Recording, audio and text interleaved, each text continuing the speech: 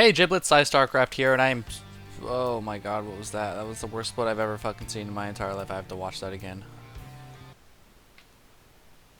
Ugh. Ugh. Ugh. So I send 2 drones up here, then I redirect them to this patch, and then I send 3 more to that patch, and this guy's just all alone, like the reject drone, who doesn't even know how to mine. That's the worst introduction ever, but I'm gonna keep it because, you know, that's how I am. I'm real. I'm real. Anyway, I'm PsyStarcraft. This is a StarCraft 2 game. You can tell because the game I'm playing right now is StarCraft 2. And we have vilePsY, the top right, red Zerg. This map is Backwater Gulch, I believe. And we have SenDoh. Not to be confused with Plato or Curry in the top left as the blue Terran. Map, once again, is Backwater Gulch. I like this map. I don't know if it's good for Zerg. Just because the Terran can siege up here, take out that expansion. You know, Terran can siege up here, take out this expansion, or any units really can take foothold up here or down here, stuff like that.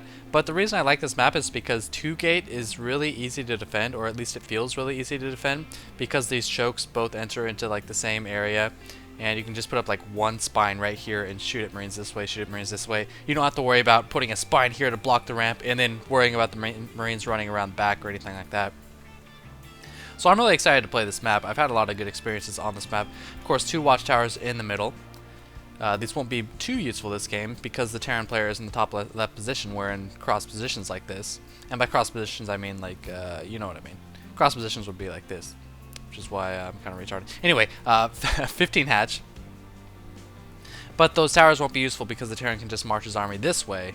He can bust through the rocks, or he can even go down here, maybe sneak past the tower. I think if I have a unit here, I will see his units come through, but he can always break down the rocks and you know, sneak up on me, which is why I have overlords and stuff like that for it. But any hoozle, spawning pool is going down on 14 or 15, doesn't really matter. I've gone through these openings many times before. You guys should at least understand them a little bit. If you go 14 hatch, you will have a quicker hatchery, but a slower pool than 15 or 16 hatch, surprisingly enough.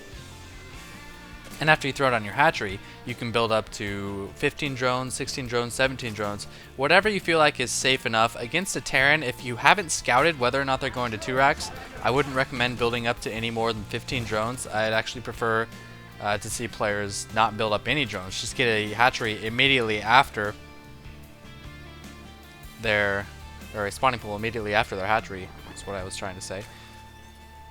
And that'll help you defend against any kind of crazy 2-racks rushes. Now here we're not seeing a 2-racks rush. Have I scouted this kind of structure setup? No, I haven't. So one thing unusual this Terran player isn't doing, he's not walling off. And that makes him vulnerable, of course, to Zergling run-bys, Zergling roach attacks, stuff like that. And also, it lets me scout him much easier. Now, I don't know that he's not walling off, because I haven't really had a chance to get my drone up there. I see this little bit with my overlord, but that's about it.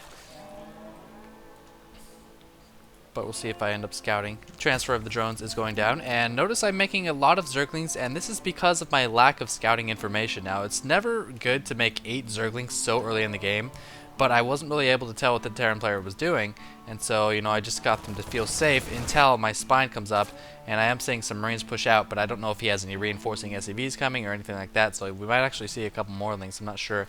Anyway, my gas is down. I'm going to be getting my Zergling speed after my first 100 gas. Most important part of the game is getting that Zergling speed early game against Terran. And he's actually moving in. I don't understand this move. He saw how many lings I had, and he wasn't really paying... Okay, there we go. I was going to say, he wasn't really paying attention to his Marines, and they were almost for sure going to die, but then he sends in the Hellion. He just sent his Marines a little bit too far ahead. Now, after seeing the Marines in the Hellion, I was like, okay, this guy's being really aggressive with a few units. I have a feeling he might Marine Hellion all in me. I wasn't 100% sure, but it turns out, if you check over here, that's not what he's doing. Now, is he trying to trick me? Is he trying to force me into building a lot of lings? Possibly, but if you see here, I'm not actually doing that. I'm throwing down a roach one because one thing I do all the time is I play extremely, extremely stubborn whenever I see Hellions, I'll be like, ah, there's just a couple Hellions. And then there's like 4 Hellions. Ah, that's 4 Hellions. I have more fingers than that many Hellions. And then there's like 8 Hellions. And by then I'm like, okay, maybe I should get a Roach Warren. But by then it's too late. They have Blue Flame. They kill every single drone in my base. So I'm trying to prevent that this game by actually getting a Roach Warren. And the Evolution Chamber is up as well. And we're seeing 3 or 4 Roaches coming out. Now, already one mistake I can tell you I made this game is that I am making too many units. Because I haven't been able to scout, I haven't even sent any lings or extra drones out to try to, maneuver their way around his forces.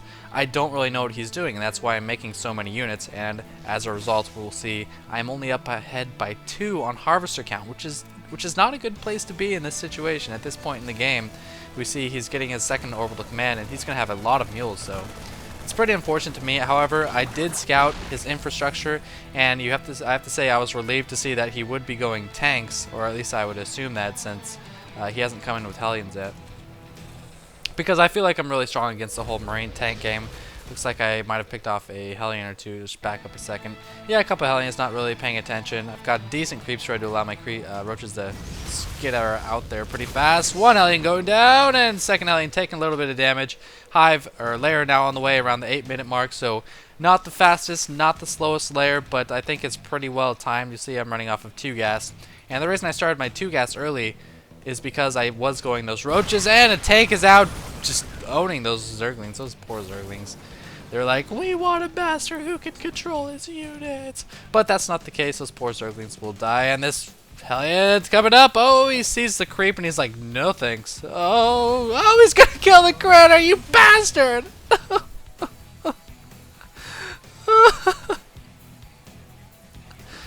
Oh, that's so mean.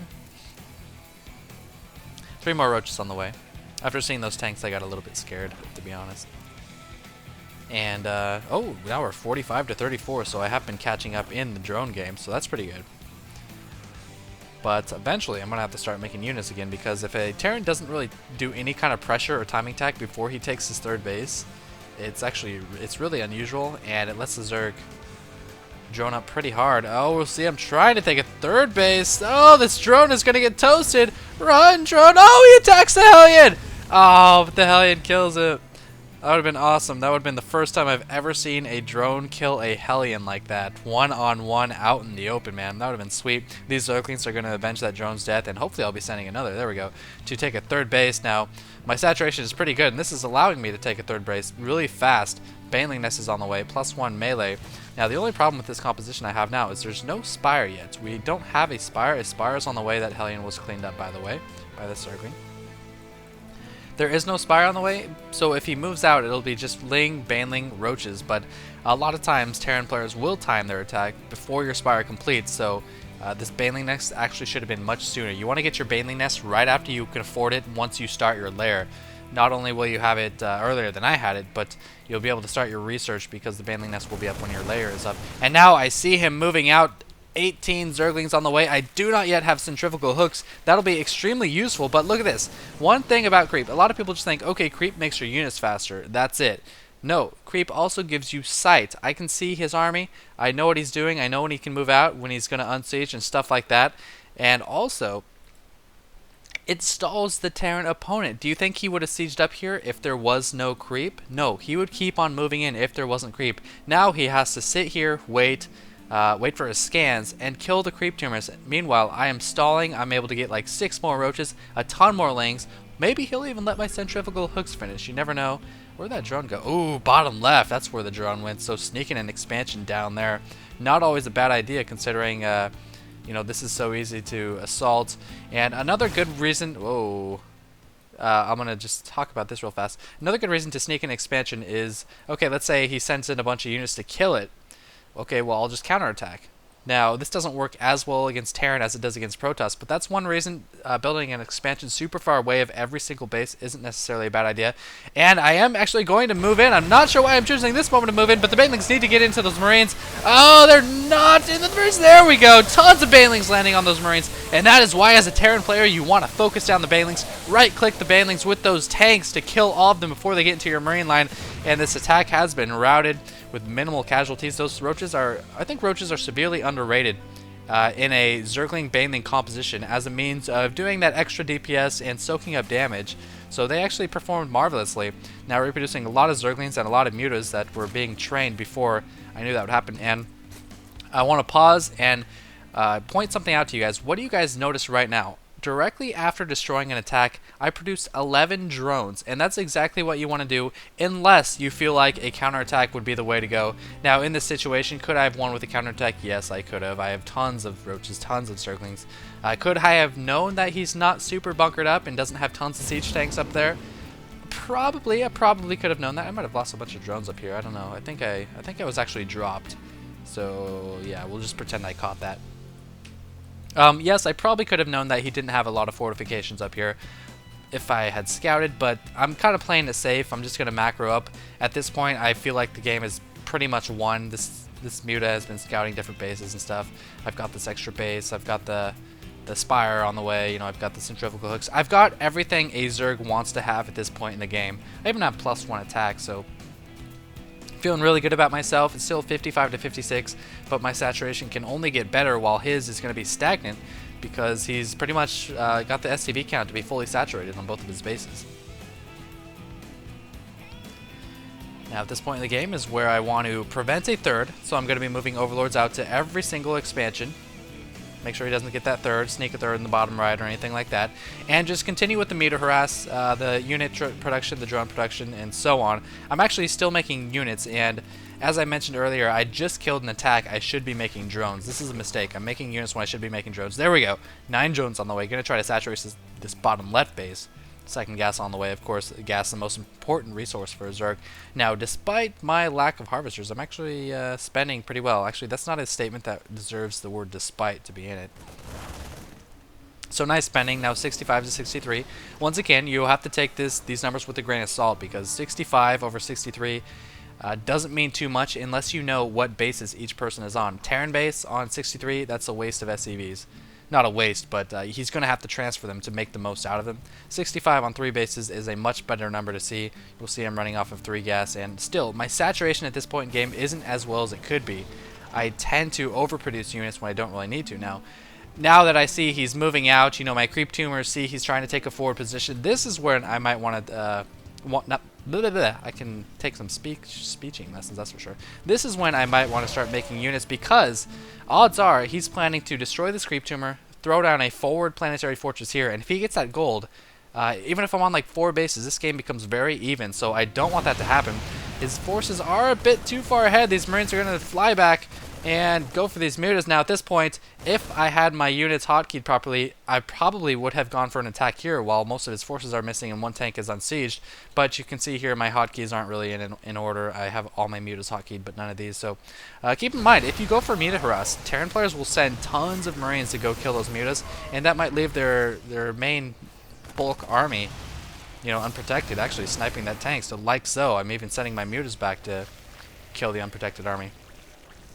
So that's a pretty cool lesson.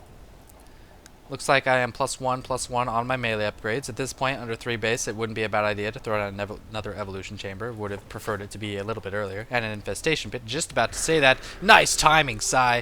Nice timing, infestation pit. And that's going to be really helpful against players with really good Marine micro rather. And if you aren't able to fight on the creep, because what that allows you to do is, you know, fungal, obviously, big clumps of Marines while Banelings can't always connect when they want to. Fungal's pretty much a sure thing. You're almost always going to land a fungal unless they want to shoot an infestor, like target down infestors with tanks, which isn't something you see too often. This Overlord is just being a complete baller blocking this expansion.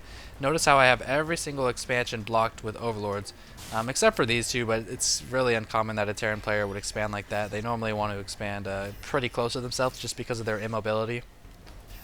And now he does send those Marines down there to pick up that Overlord. So we're seeing tons of Banelings, tons of Zerglings. Supply count completely lopsided, 196 to 163. And I'm going to choose this moment to move out because I am at 200. I don't want to wait for him to get 200. Zerglings doing all the work. Banelings not even needed. Not enough tanks. And he really needs to focus down the Banelings. Getting down there in the south, destroying every single Marine. He still has a nice tank bombing away up at the top. But these Zerglings are going to prove too much for these Marines. And they actually load up into the medevac, so nice job saving a lot of those Marines. But it's not going to be enough. The space down here is using an orbital command. I don't know about that. I don't know about the orbital command. You usually want to see a planetary fortress or... Yeah, well, that's it. A planetary fortress on a third base. But he does not choose that path for some reason.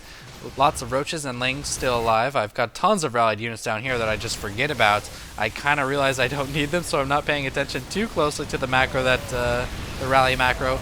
And now just pretty much A-moving into his base, turrets being sniped by the roaches. But look at this. These roaches have been alive all game. I don't think I produced any more roaches since that initial attack that I destroyed. But still, they're just in there absorbing damage, doing tons of damage. 5 kills, 1 kill, 2 kills, 5 kills. And these are roaches, people. Roaches do not have that good of DPS. And these all have like 5, 3 kills, and so on. And there's the GG from SenDoh. Once you get into their production, there's not really anything they can do about it. And that's actually a lot of production facilities. I don't even know if he could afford that. 10, 11 barracks. I'm counting the reactors. A factory, yeah, I guess he might be able to. Lots of mules would be able to. Perhaps he was preparing for his third base. But that's the game. You'll see I am taking a third, a fourth, and a fifth. Those were probably late as well. After I had my third, I was, at 73 harvesters. I could have taken my other bases a lot better. But if we check out the mineral count, I'm doing pretty good at spending. 900, 111. It's pretty good for a Zerg. And a pretty solid game. I just want to show you guys a really fundamental game with some creep spread that stalled my opponent. I got my Banelings in time. I got my Roaches just in case Hellions came. My Mutas came out after his first attack, and they were able to do some harassment, kind of make him panic, kill some SCVs, and so on. And, taking a third base, and so counterattacks are a lot easier. The problem with taking a third base is you're much more vulnerable to drops. So if you're going to take a third base, try to stick some overlords here, here, here, and down here, here to see any drops coming, so you can react in time for Zergling. So I hope you guys enjoyed this. Where's my GG button? Fuck a duck. Oh no, I can't find it. Oh, here it is. GG. Oh. GG. That was it, I swear.